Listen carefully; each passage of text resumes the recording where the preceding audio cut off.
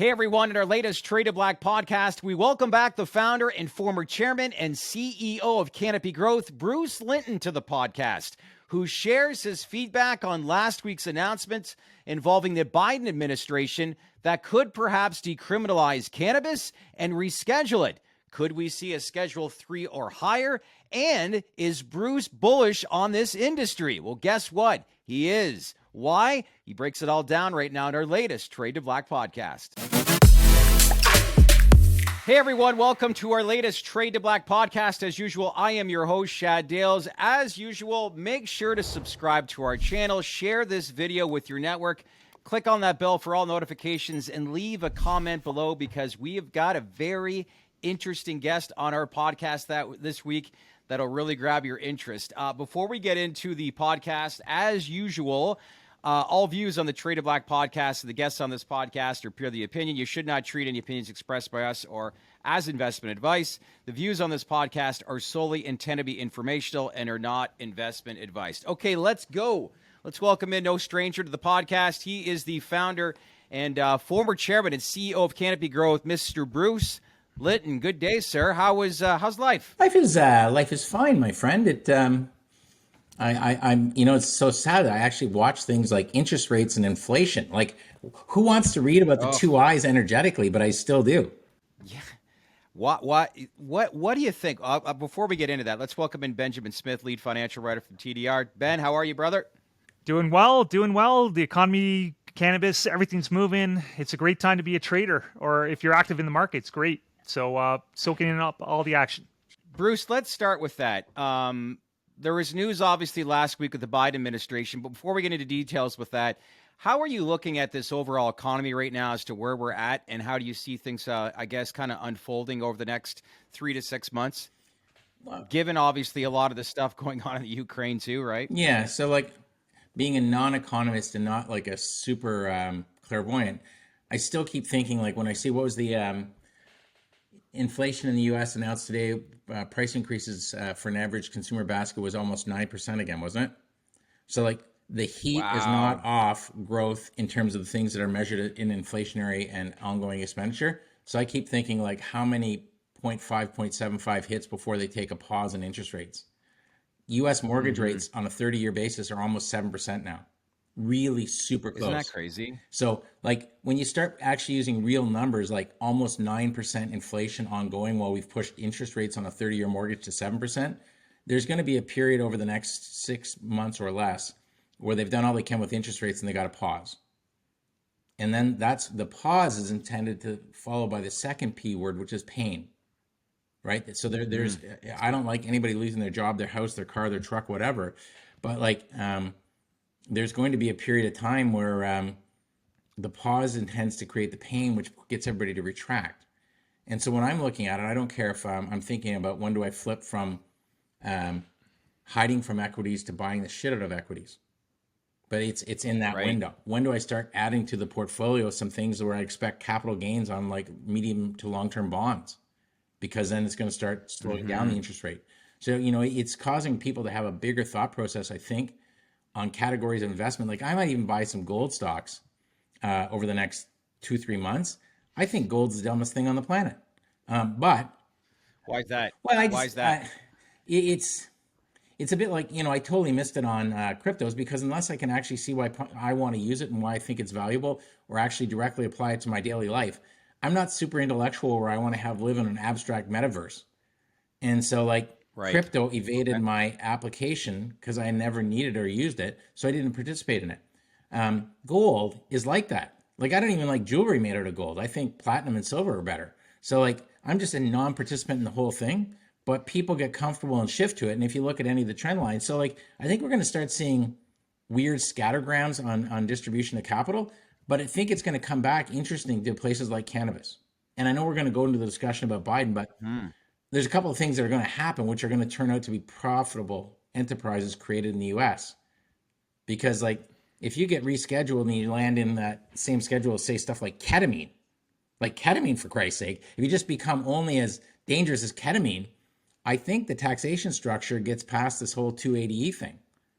And so if that happens, what's the biggest challenge running a cannabis company in the US right now? Tax rates. Totally.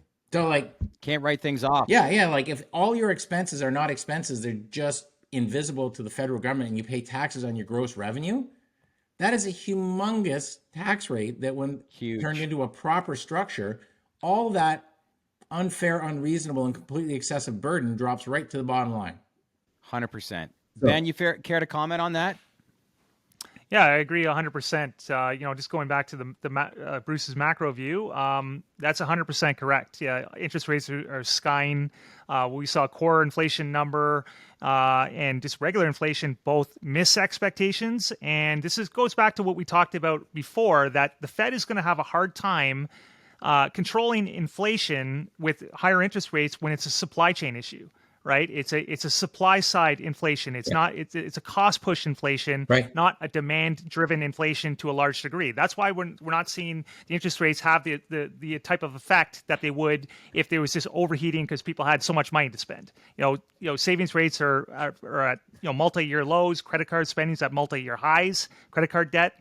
So they're not really having the result that they needed. So, it's a very messy situation right now. And, who wants to buy equities now when, the 10-year bond is what, 4%? The market's crashing. There's systematic risk when the markets go down. Everything's hypothecated. Derivatives are all over the place. So Credit Suisse, who knows what happens with that? Yeah. So it's sort of a wait and see mode. Unfortunately, cannabis has kind of been the butt end of it as being an emerging market sector getting hit.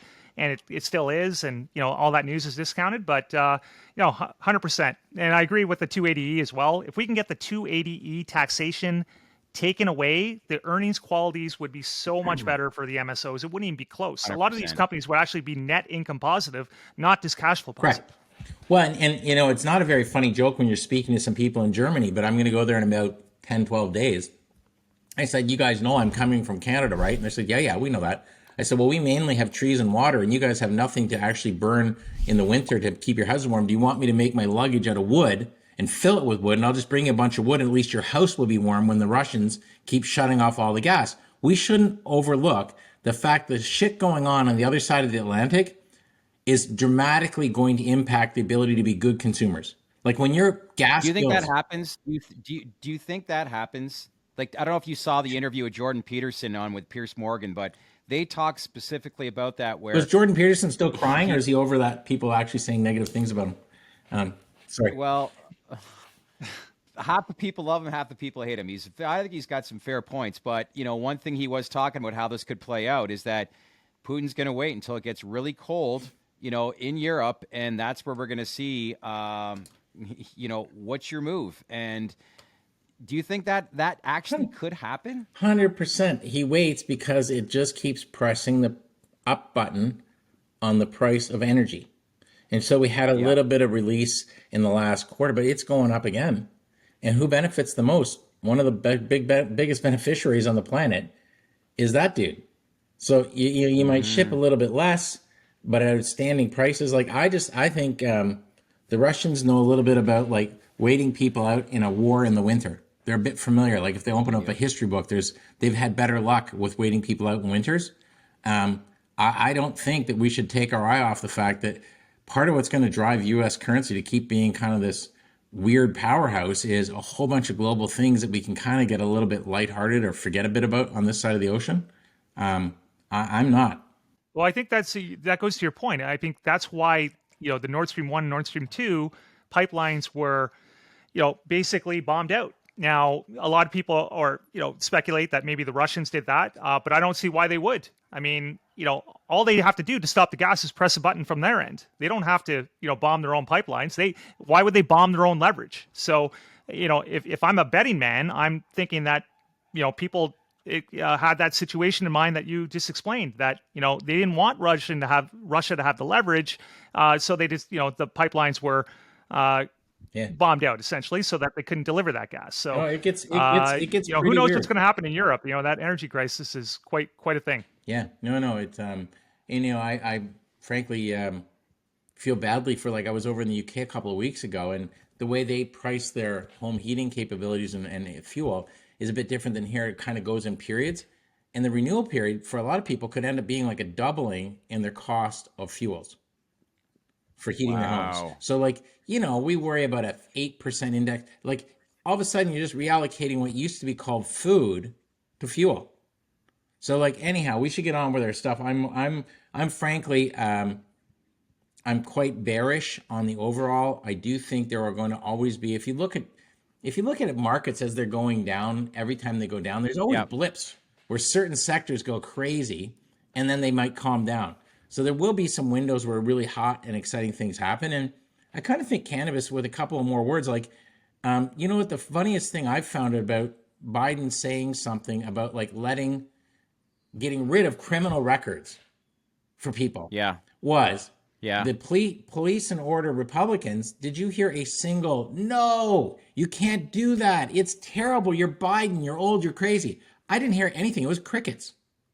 Nothing. So the number one thing what's that tell you? Well, here's how I've watched politics a little bit, and 1 minute after the election is over, the job of every politician is getting reelected because the next election is like just around the corner.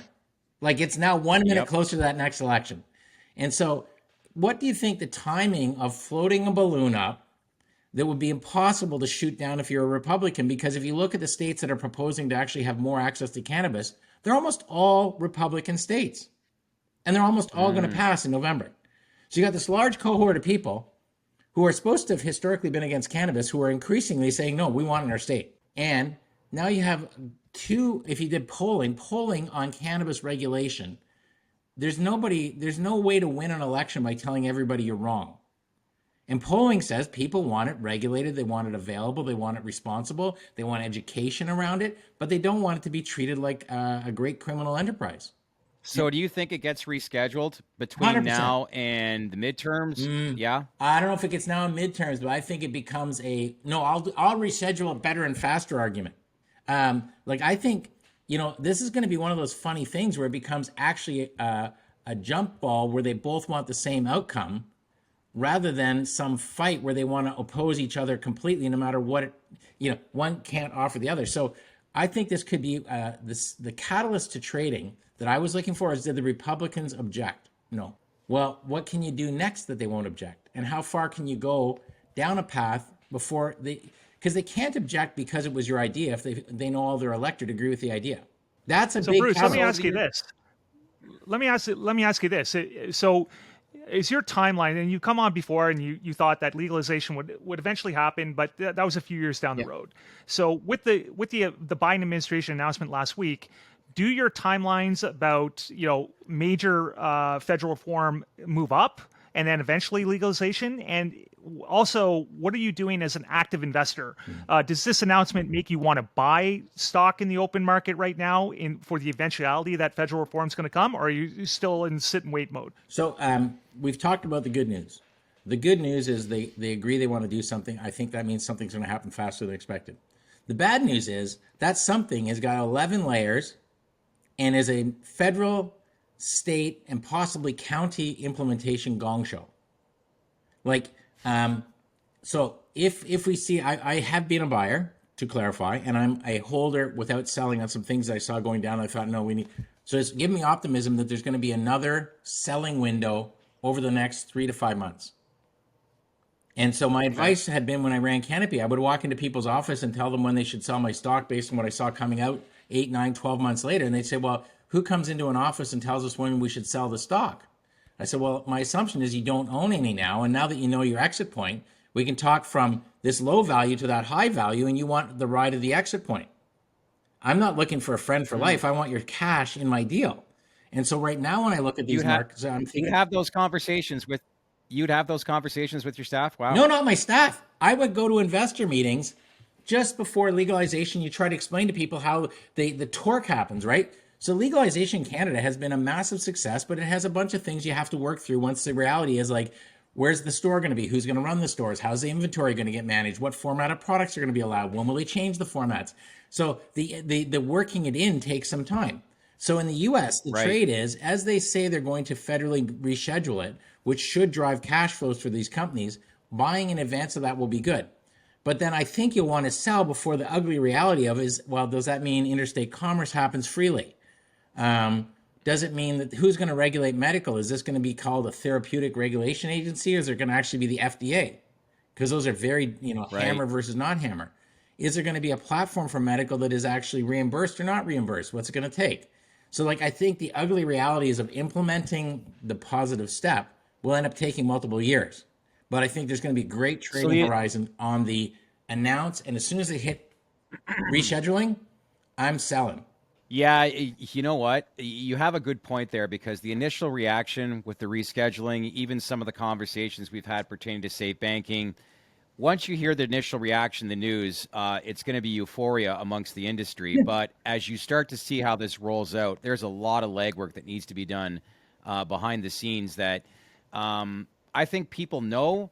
It's not steering them away because they just want to see progression made within the industry. And last week was obviously a prime example as to so just so I understand timeline. Well, just 1 second though. Just think. We say rescheduling. What does that actually mean? It means that it's no longer. It lands in a category of activity that if you're running one of the large institutional funds in Manhattan, Chicago, Boston, you could buy these stocks, and there's still a vast majority do not. So 280E drives profit to the bottom line, a potential pop, and I think a much more torqued out trading environment. Maybe some deals, like some people. So like, I like who it brings to the party, their buying power, their need to participate, the portfolio balancing, the profitability flowing to the bottom line, all of that. Like, if more people want to buy because they can, because it gets rescheduled, would you want to jump in the pool to be a buyer then? Or would you think that might be a good time to be a seller because there's a lot of pressure upwards on the price? So that's the kind of thing I like about this storyboard. It's interesting. I don't like, Ben, what's your take on it? Because I have mixed feelings on what you just said, but go ahead. Yeah, I mean, once if 280E is ever descheduled, then obviously the earnings quality improves. The effective tax rate goes from 65 to 70% on the tier ones right now, all the way through actually, and they're a lot more profitable, and they'll already be trading on the exchanges, or imminently so at that point. So the news is already going to be priced into the market, and at that point, Bruce is probably right. I mean, you want to maybe take some off the top on the euphoria. Maybe you want to keep take half off at least, and then hold half for a long term or whatever. I mean, I would probably want to hold on to some at that point, because then that's when you're going to get the big multinational CPGs going to be interested on that, like Bruce saw with the Constellation Brands and so forth. Right? They're, once it's at a level where they can make money on it and they're not going to get in trouble from a regulatory perspective, then you're going to start to see the CPG players come in, the big pharma come in, and you probably want to still hold some at that point. But definitely on initial, euphoria reaction, if something's up 400%, obviously you should probably take some off the top. Yeah, because there's nothing better than going to like, beer league, baseball, hockey, football, and complaining about the outrageous amount of taxes you had to pay on your super smart trading move. Like, people will be like, shut up, asshole. But, I'm just joking. You don't bring it up, but like, you want to actually take enough off the table that you have a great gain. And I think I've watched too many people ride up, ride down, and then hope tomorrow comes back, and it doesn't. You don't think at an announcement like that, though, of the rescheduling, let's say it's a Schedule 3 or higher, that you'll just see momentum just continue to build until the next quarterly reports for all these companies? I could see that. Oh, you might have like I'm not saying you have a 2-day trading window. You probably have a 90, 100, 100, but we don't know. Like, as the shoes start following, well, if we have interstate commerce, how much of the revenue for the current players is generated by their operating assets producing in the wrong state, high cost states? Right. How much of it is going to become distillate and isolate turned into milligram measured products rather than kilogram measured products? And so, like, I just think the whole game could change. So, like, I'm with Ben. I'm not selling it all, but I'm for sure making a high multiple profit from what I bought today to sell then.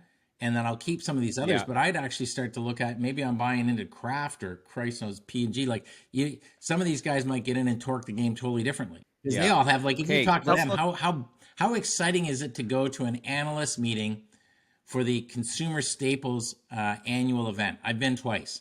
And they get up there and they talk about TAM, total addressable market. And they're going to sell like 1,000 boxes more cereal to each person because they make like 6% on a box of cereal. Like, these guys need a new ingredient, a new product line as bad as anybody. So I don't know what that will mean in its operations. Yeah, no, actually, I was going to shift the conversation since we're talking about stocks to and the ugly realities from a few minutes ago. I want to talk about Canopy growth and how it's experienced tough times in recent quarters. Obviously, with declining growth on cannabis sales and a dwindling treasury, which I think cash is somewhere around 500 million right now. I could be off, Well, but but they're it's net debt. definitely under. They're a net debt company now, right? They have more debt than they have cash, I believe. Exactly. Mm. Exactly. And if you just want to go at the bottom line from a exchange perspective, a $10,000 investment in Canopy back when it first listed on the New York Stock Exchange is worth less than $1,000 today. Yeah. Wow. So I want to Wow. ask you, Bruce, since you're not shy about talking about Canopy and speaking your mind, what is going on with Canopy growth these days, and is there any hope for a turnaround before they they run out of cash on the balance sheet and they have to raise again at unfavorable equity prices? Yeah, and I think that window is probably like this coming June, right? Because that's when they have a convert that needs to be dealt with. They dealt with part of it with Okay. Constellation early. I don't understand. There's probably good reason. I don't know what it was. But at the end of the day, there's no I know of no business that can operate successfully in a constantly declining revenue mode, right? Exactly. Like, maybe if you have no overheads, no whatever, but like, so that you just every conversation. I don't know what goes in the shop anymore, but if anybody talked about like what's for lunch versus what's our sales plan, I don't know. They shouldn't be at the building. Every conversation has to be about product innovation, sales, market share, embedded margin, like market leadership. Like, I keep seeing. I watch a bit of hockey. I keep seeing all this. What do you call it? The sports drink one. I'm sorry, my brain's just tired. With the Oh, BioSteel? BioSteel. I keep seeing BioSteel this and BioSteel that, but BioSteel doesn't actually have any cannabinoids in it. So I'm glad they're selling Okay. BioSteel, but it doesn't result in cannabinoid sales. And unless somebody actually has a plan where they're gonna, instead of having like pro hockey players and all these guys, which are terrific, but like I thought when we bought BioSteel, the actual plan was figure out how to load it up with an appropriate amount of CBD, so you could actually get an anti-inflammatory response, so actual athletes could then sort of rebalance and rebound faster after a game or a hard workout, and that it would Why do even you be think that small. hasn't happened? Well, and if you do it right, you could have had this past Olympics where people in the Olympics, Olympians, were using it because WADA has not and did not, and they made it very clear CBD is not a performance enhancing drug. You can consume it. The problem is that you got to have Right. clean CBD so you don't actually get looking like you were all over THC. And so, like stuff Right. like that, I just keep looking for ways that market share and sales occur of cannabinoids. Like that's what you could go and buy a whole bunch. Maybe you should buy a whole bunch of soda lines or something, but I don't think you get the same multiple reward or return if there are no cannabinoids in the dollars of revenue. And so I worry about, Why is that? Why? well, because, cannabinoids should have a higher margin and uniqueness because of their licensed attributes. There's a very controlled sales channel. If you want, you can probably sell at the end of my laneway BioSteel. You can't sell cannabinoids at the end of my laneway. And so what you have to have Right. is a way that and I don't know what's happened, but like their actual market share, the day I got fired, I think we were 26%. It's now down like 3 or 4%. Mm-hmm. You can't lose market Wow. share. You can have it dwindle, and you can have new entrants. But like I look at Organogram, they're kicking people's ass. Village Farms, which had less good greenhouses than we bought, is doing pretty okay. So you have to Mm-hmm. win on the sales field. Now, Bruce, I want to stop you on that point because you talked about declining market share, and I think it was last week or the week before last week, Canopy Growth actually said that they're getting out of the retail business in Canada altogether. Yeah. So I want to get your reaction on that because obviously that wasn't part of the original vision. You opened up the first store in Newfoundland, I believe it was, when it first came out. Legalization happened. Well, So what's going on that so front? I don't like retail. I never personally invested a dollar post Canopy in retail because it's a tough game. But retail, the vertical stack benefit, the reason we could sell the first gram in Nova Scotia or Newfoundland, and the reason we could sell through and see stuff is because if you own the point of sale, you actually get the capacity to influence what's in the store. And so if you start to have actually vertically stacked, you start to defend market share. You start to be able to pick good real estate. Like Yonge and Dundas in Toronto is not a bad location for a shop if you are interested in selling Yep. tourists who want cannabis.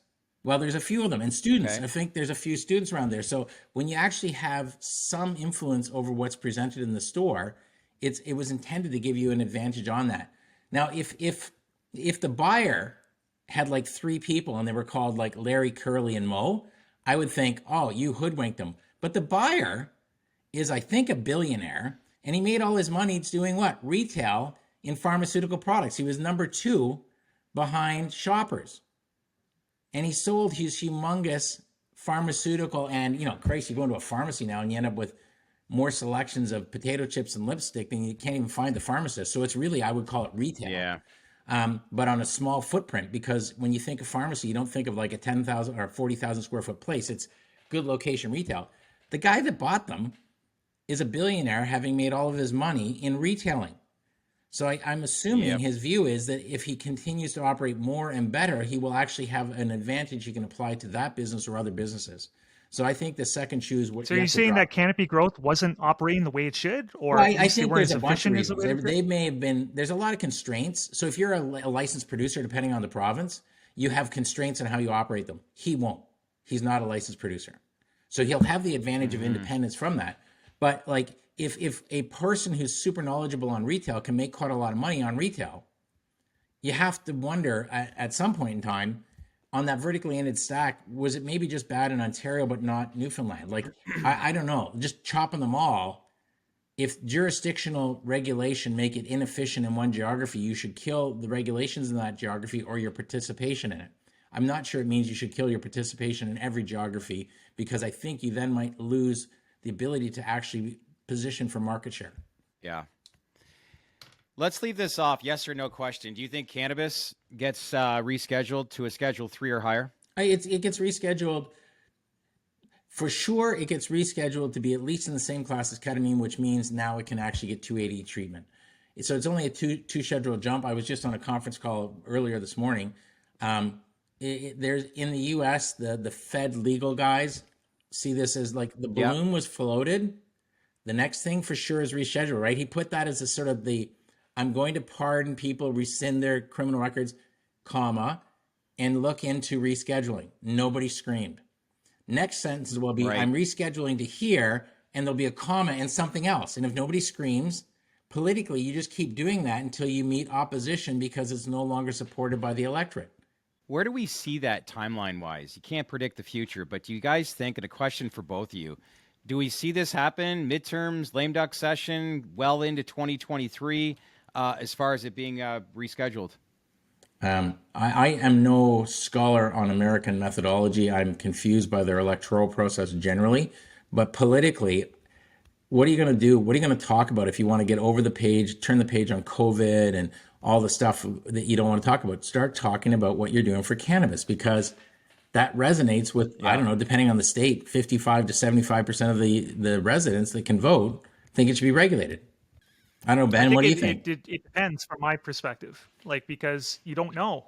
I mean, it's like a lot of things in U.S. cannabis, everything's up in the air. Like, you know, if safe banking comes, will they be able to list? Will they not be able to list? And there's a lot of debate now whether, you know, Joe Biden can just go ahead and deschedule himself without the consent of Congress. And a lot of people are saying, no, you can't do that. You have to schedule review. And obviously he's going to schedule review with Health and Human Services and the Attorney General and all that.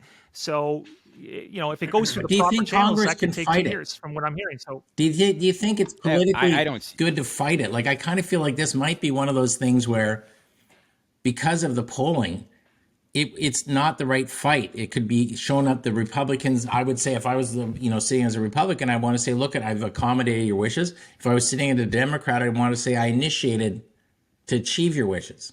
Right. Okay. Like, I just feels like go through the news. I didn't see any freaking out at those two statements by Republicans.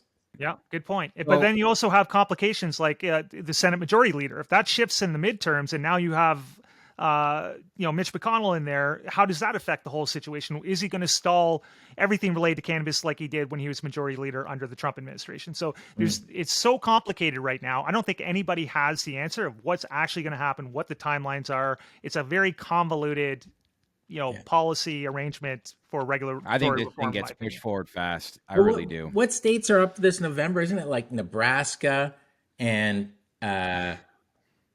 there's 4 or 5 of them that are coming up. But There's like 30, 31 or 32, something like that. yeah, but I think, when I just saw them, when I was reading an article, I went, I'm pretty sure those are all Republican states, and they didn't diligently check them out. But it wasn't like, Yeah.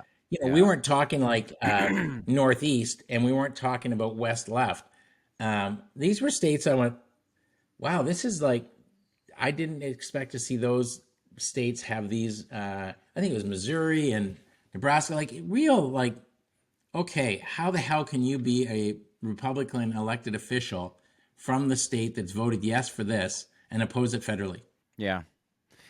For an industry that's a lot smaller compared to some of the other major industries globally, it's so polarizing. The amount of interest and I guess momentum that you can build amongst your voter base, based on pushing this across the finish line. And but we take our eye off the ball. I don't know what. But Chad, think about like Germany. I bet before Christmas there is some clarity on Germany's exact methodology, so that in 2023 you will be able to buy recreational cannabis by the end of it, probably Q4 in Germany.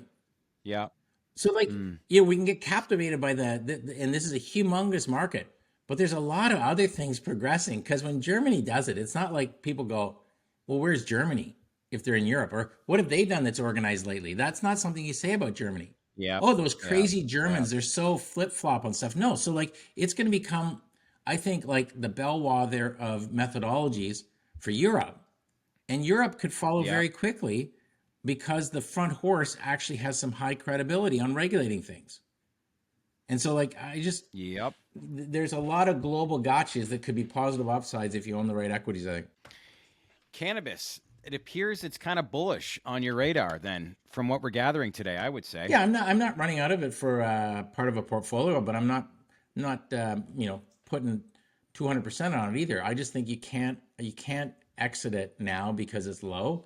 You probably buy up, but you selectively buy up based on our discussion on who you think could actually be the targets by the big folks, could be institutionally relevant investments, that kind of thing. Yeah. Okay, last thing here, Bruce, before you go, I want to ask you, and feel free, obviously, not to answer this, but are you a buyer of Canopy growth stock right now? I am not currently. Or are you averaging in? No, I am not currently averaging in. I'm more excited about, frankly, U.S. and Europe than I am Canada, first thing. And in Canada, if I were buying, which I'm not buying in Canada, I would have been buying as soon as Beena took over Organigram. I love the guys that ran it before, but Beena is an operator who just drives the hell out of things. So when you see what she's doing for market share, like I would probably pick a little bit more fit in place players like an Organigram. I haven't looked at VFF for a while, but they were doing a better than average job of moving and doing stuff for a while. But no, I'm not looking to.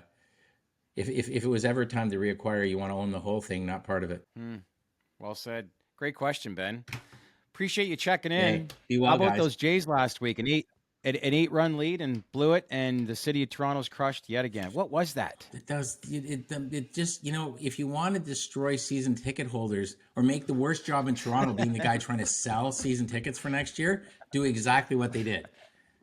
Like everybody's high-fiving at 8-1, and that absolute implosion. I don't even know if you call anybody about renewing season tickets until like 5 minutes before game time of the first game. That city was vibrant on Friday afternoon. Oh, yeah. 24 hours later, it was like, it's done. That was quick. 1 or 2 and out.